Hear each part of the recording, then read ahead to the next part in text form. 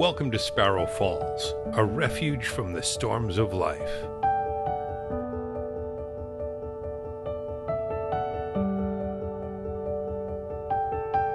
Have you ever wondered if God knows about your suffering, if He cares about you and the struggles and the afflictions that overwhelm you?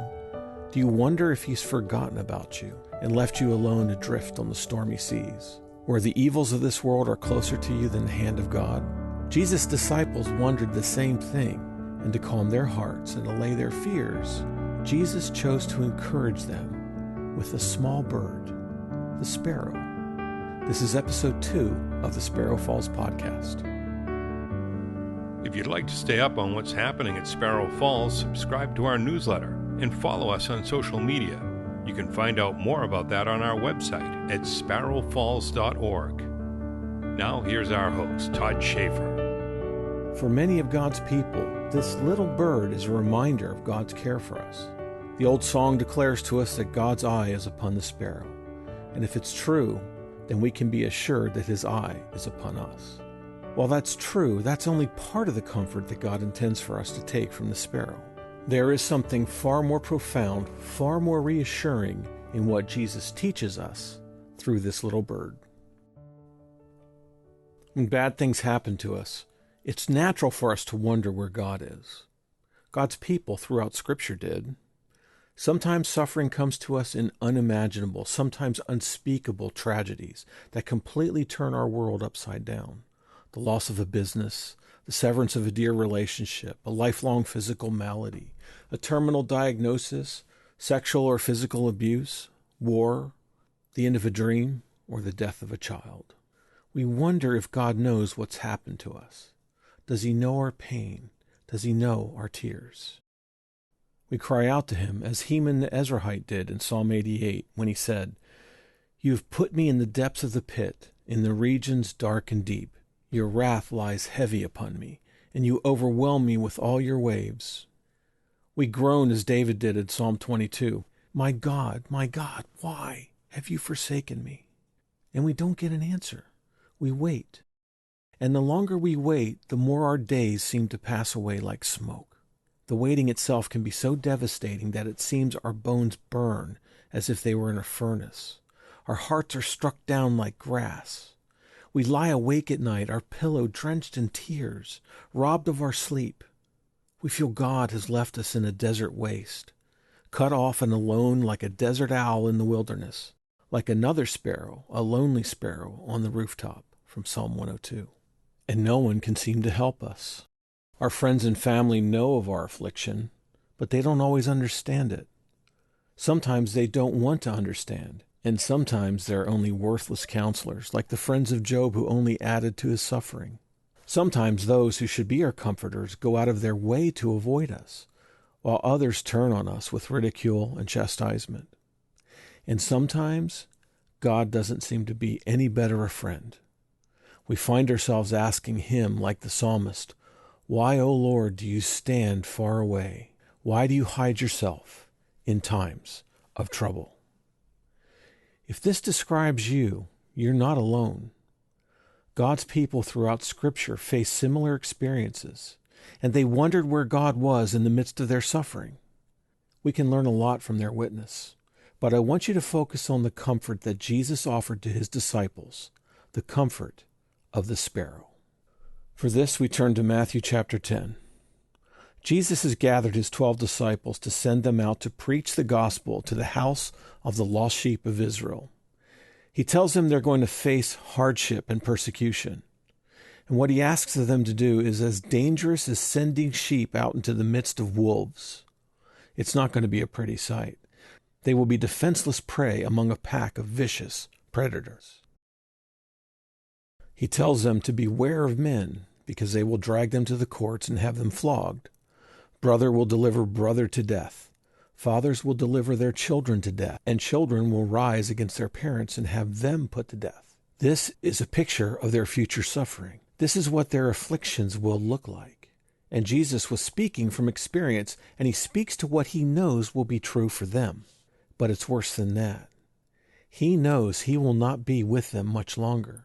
He's going to be leaving them, and yet they will continue with the mission that Jesus is giving them, this mission of being sent as sheep among wolves. And when they suffer, they will be tempted to wonder if God knows about their affliction, if he cares. They will feel abandoned by Jesus and forsaken of God. And in this moment of commissioning his disciples to this perilous task, Jesus wants to encourage these men to be fearless in their witness to the world, in spite of the suffering that's to come upon them. How will Jesus comfort them, knowing he is about to leave them to this task alone? What words can he give them to strengthen them to endure the suffering that will now characterize their lives? Jesus, in his infinite wisdom, turns their attention to a little bird. In Matthew 10:29, Jesus comforts them with these words. He says, "Are not 2 sparrows sold for a penny? And not one of them will fall to the ground apart from your Father. But even the hairs of your head are all numbered. Fear not, therefore, you are of more value than many sparrows." This is not just a truth for the 12 who are about to face a mission that will bring them suffering. There is truth here for any of God's people who experience suffering of any kind. The 12 might be on an important mission, but the sparrow is not. The sparrow is an insignificant bird living an insignificant life, and Jesus uses this little bird to give us a profound truth about the character of God our Father. Researchers from the University of New South Wales in Australia estimate that there are about 50 billion birds on the earth. 1.6 billion of those birds are house sparrows. When we consider that the word Jesus used wasn't as much a technical term as our word that points to the species of sparrow, the word Jesus used could have easily been translated, "little bird like a sparrow." If that's the case, little birds account for the majority of the population of the 50 billion birds. So many little birds, yet God knows when each one of them falls to the ground. In the first century, these plentiful sparrows were sold for food. They were also sold for sacrifice in the temple, 2 for a penny. Now, some of us might remember when you could actually buy something for a cent. When I was a kid, you could buy a bubblegum ball from a machine for 1 cent. Now, those machines were quite clunky, and it wasn't always easy to catch that gumball coming out of that machine, and often it would drop to the ground. But you wouldn't think anything of it. Just put in another penny and get another one. These were cheap. So were sparrows. They had very little value in that economy. And Jesus turns his attention to one of the cheapest creatures sold in this economy. Notice what he says about them in verse 29. "And not one of them will fall to the ground apart from your Father." God knows when every half-cent sparrow falls to the ground. He knows when every half-cent sparrow is captured and killed by a fowler to be sold in the market. Why does God care about sparrows? Because they are his creation. They were made for his pleasure, for our pleasure, and our need of food and sacrifice. God cares for every single sparrow that is alive in every moment in time, billions of little birds like sparrows. Jesus is making a comparison. He's just told his disciples that he's sending them out on mission to the world as sheep among wolves. They're going to face hardship, affliction, and persecution, and he's going to leave them as they embark on this. But he leaves them with this encouragement. He knows when one of many billions of sparrows falls to the ground.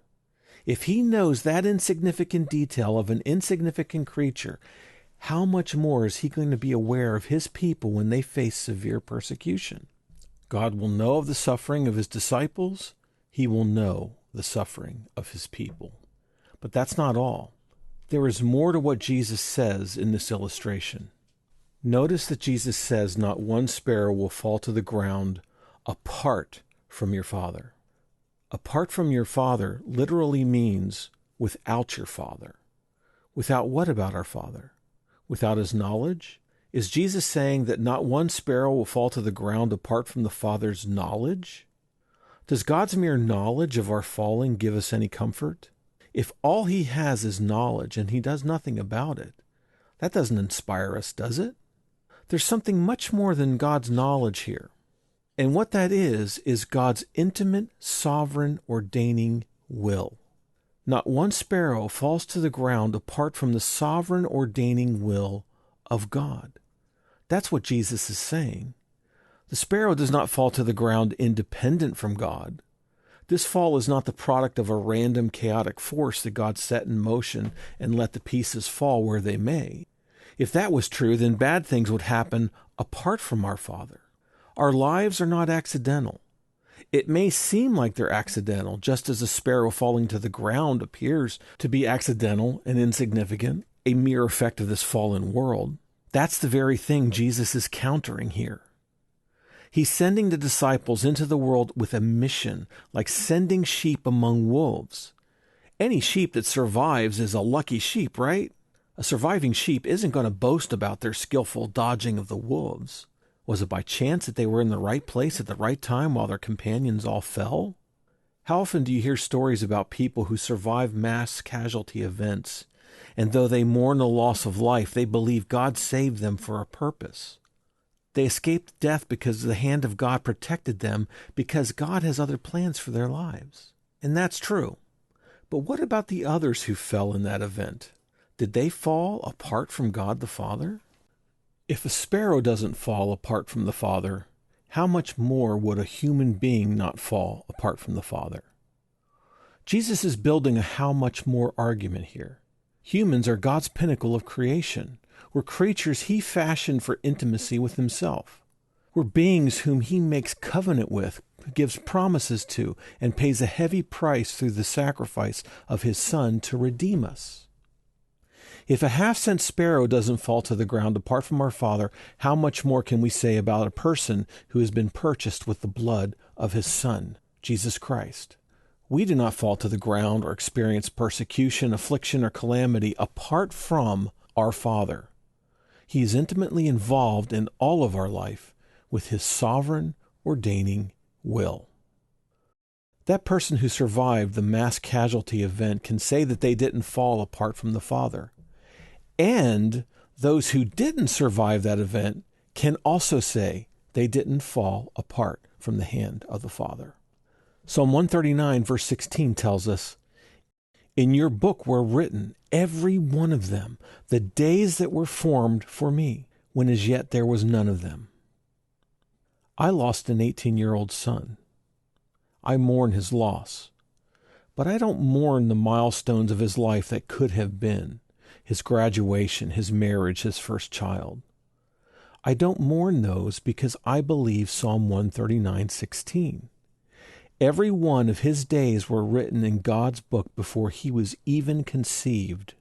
Before the day when I held my son in my arms for the first time, it was already written in God's book that his life would only span 18 years, 363 days. He would take his life 2 days before his 19th birthday. This was written in God's book all along. My son fell by his own hand, and as tragic and horrific as it is, he didn't fall apart from our Father. How do I know? Because he was of more value than a half-cent sparrow. When a sparrow falls to the ground wounded, ill, or dead, not one falls apart from God, independent of God. God is actively involved in the care of His creatures, even a half-cent sparrow. This is God's sovereign action over this world and the lives of its creatures. The sparrow's fall isn't a whoops moment. Its fall didn't surprise God. The sparrow's fall isn't an, oh no, I didn't intend for that to happen. Nor was it an, oh well, that happens on this fallen world of sin that I set into motion. This is a heresy called open theism. Open theists believe that God doesn't know what's going to happen in this world. When events transpire, God is as surprised by them as we are. It would mean God was as shocked as I was that my son took his life. It would mean that God was as caught off guard by the COVID pandemic as much as we were. It would also mean that God didn't know what persecution awaited the disciples when Jesus sent them out. It would mean that it's impossible for God to know the number of our days. The Bible doesn't teach open theism, and open theism isn't rectified by God's mere foreknowledge. The error of open theism isn't simply the belief that God doesn't have a crystal ball to know the future. The error of open theism is that God has no sovereign control over this world and the lives of its creatures. This is why it would be of no comfort for Jesus to tell us that the sparrow doesn't fall apart from God. If he can't or won't intervene, or if it's outside of his will, then his knowledge of the fall is meaningless. Job tells us that in God's hand is the soul of every living thing and the breath of all mankind. This means that God not only created every living thing, he holds the soul and breath of all people. He is not a creator who set mechanisms of the earth in motion and dropped us onto it and left us to our own devices. Every breath we draw is in the hand of God. God not only created us, he sustains us. We don't live independent of God. Even the pagan king of Babylon, Nebuchadnezzar, learned this after God restored him from his madness. And he tells us, he does according to his will among the host of heaven and among the inhabitants of the earth, and none can stay his hand or say to him, what have you done? That's Daniel chapter 4, verse 35. Paul learned this lesson when he wrote, in him we live and move and have our being. That's Acts 17:28. Apart from God, we would not be able to draw another breath. Neither this world or our lives are able to function apart from the hand of God. God is both the creator of life and the sustainer of life. And when we or a sparrow falls to the ground, we do so under the sustaining hand of God. Let's look at what Jesus says next in verse 30 of Matthew chapter 10. But even the hairs of your head are all numbered. God numbers the hairs of your head. He knows when every one falls out, and he knows where those lost hairs are, whether they're in the shower drain, the bed, or the floor. Why would God number the hairs of our head? Is there any value to numbering the hairs of our head? Isn't that just like pointless trivia? Well, Jesus tells us this to illustrate our value to God, how intimately God is involved in our being. Do mothers count the hairs of their babies' heads? I think if they could know, I bet they would. That child is precious to them, so precious that we wistfully believe that a mother would count the hairs on her child's head if she could.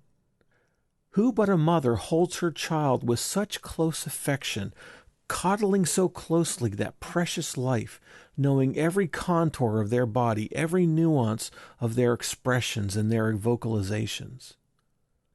Jesus isn't giving his disciples an academic lesson about the omniscience of God. That's not his point at all. Jesus wants them to know that when he's gone, they will continue to be cared for in a way that Jesus himself, in his finite humanity, can't. God's care and adoration for his people is more loving and affectionate than a mother with her child. God knows what a mother can't know, and what Jesus doesn't know. God numbers the hairs of our head. That's not trivia. It's adoration. It's intimacy that's greater than human intimacy. Let me suggest another illustration. If my wife came to me every night and said, honey, you have 4,658 hairs on your head. That's 20 less hairs than you had last week. How would I respond? I'd begin to be paranoid, wouldn't you? Why are you so fixated with my hair count? Are you afraid I'm going bald? Are you trying to make me self-conscious? Now, what if my wife gave that kind of attention to me in every detail about every aspect of my being and my life? Then what would I think? That's not an odd fixation about my hair loss. It's affection. It shows value. Who gives anyone that kind of attention? Someone who loves you. Attention demonstrates value. My wife, I know, feels loved when I spend time with her, when I listen to her and know the little details about her life, and that I seek out what's going on with her. That demonstrates that she is valuable to me, and the same is true of our relationship with God. Jesus is saying that you are so valuable to him that he knows things about you so intimately that they seem to make no sense. His knowledge about you is encyclopedic, and it's constant. We think knowing the numbers of the hairs of our head is trivial, but to God, it's just an example of the depth of the loving care and affection that he has for us. We are of more value to God than a half-cent sparrow. We are of so much value that he numbers every hair on our head. When a sparrow falls, it doesn't fall apart from the will of God. When a hair falls from our head, he counts that hair so that his numbering of our hairs is current. If these things are true, when you face persecution, affliction, pain, calamity, God knows, God cares, and God's will is involved in that. Do we believe this? When your business runs at 6 months in a deficit and you have to stop taking a salary, do you think God knows? When you receive that diagnosis from the doctor, do you think God cares? When your child dies and for the next 2 years you struggle to survive the grief and trauma, and you wake up in the middle of the night hyperventilating because you don't want the morning to come to face another day with the pain that your child is gone, is God aware of that complex of emotions boiling inside of you? If you proclaim the gospel of Jesus to your family and coworkers and they laugh at you, scorn you, avoid you, unfriend you, beat you, throw you out of their lives, fire you, or seek your life, does God care? He does, more than you can imagine. He adores you so much, he knows the number of the hairs of your head. How can he not know what you're experiencing? So why does Jesus need to tell this to us? Isn't this obvious? Is it just a matter of comfort, an expression of love? Jesus tells us this because he knows the trials of life that are in our coming and going. He knows the weakness of our hearts and minds. He knows how quickly we clothe ourselves with garments of trembling. When the fury of the storm hits, when we're broadsided by a trial that's not supposed to be, we will wonder if God knows. We will wonder if God cares. And we will wonder if God has forsaken us. And we will wonder if he is in control. Notice I didn't say we wonder if he will fix it. We do wonder if God will intervene and make it all right. We hope that he will, but sometimes, perhaps most of the time, he doesn't fix it. Rather, he uses it to shape us, and he walks through the trial with us. Jesus said, "Not one small sparrow falls to the ground apart from our Father." He doesn't say that the sparrow gets up, brushes himself off, and discovers he has golden wings. The sparrow that falls has fallen, injured, ill, or dead. The comfort isn't that God is going to reverse the trial, though sometimes he does. But the comfort here is that God has an intimate relationship with you in that trial. Do not fear the trial, because if God values the sparrow that falls, God values you more when you fall. Do you think God cares more for the sparrow than we do? Do we care for sparrows? We've built multi-billion-dollar medical services to care for us. There are no 911 call centers for sparrows. They have no police service. Yet not one falls to the ground apart from our Father. If God cares for the sparrows more than we do, how much more does God care for us because we are more valuable than a half-cent sparrow? And there's one more thing to consider. Jesus tells us that this God who holds the sparrow and knows the number of the hairs of our head, he is our Father. Jesus calls this God our Father. Father is a term of intimate endearment. A father is someone who looks after you, who provides for your needs, who guides you, teaches you, corrects you, and walks with you in the difficulties.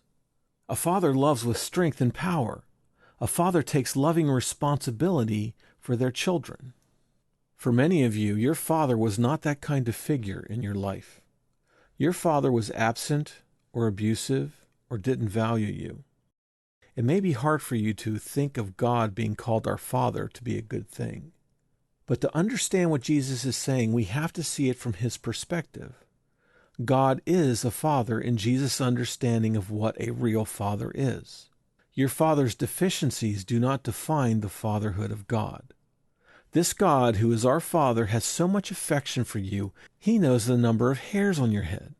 He is so involved in your life that no matter the suffering or pain, he knows it, and he ordained it, and he walks with you in that trial. He's not the author of evil.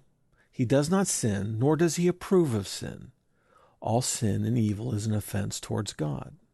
When King David committed adultery and murder against two other fellow human beings, he confessed to God, "Against you only have I sinned."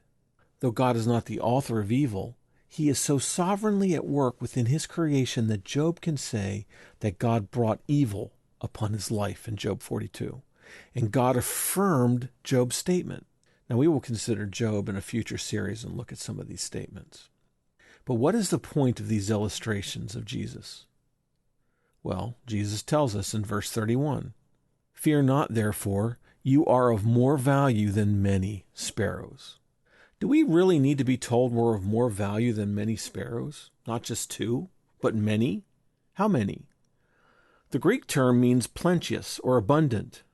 Well, how many is that? Well, it's more than we can count. That's the point.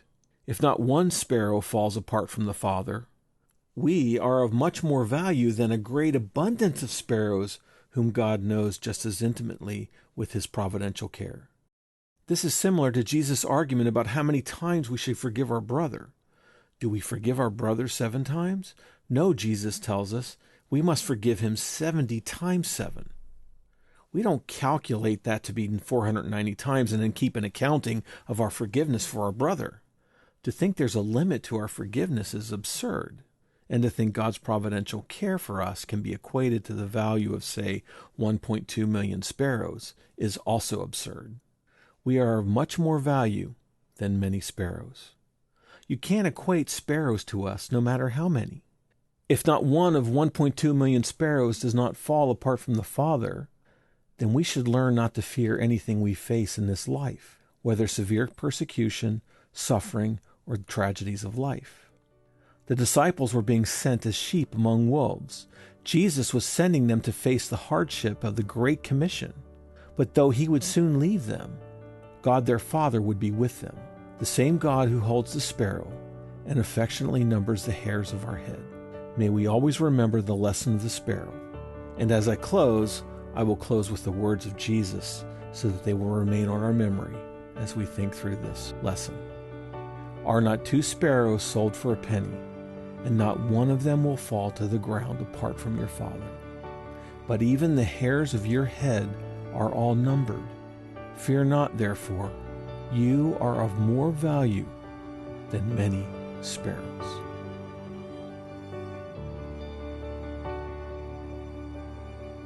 Sparrow Falls is the ministry of Todd Schaefer. You can find our website at sparrowfalls.org. That's sparrowfalls.org. We hope to see you again, and though you walk in the midst of trouble, may God in his word revive you and renew your hope.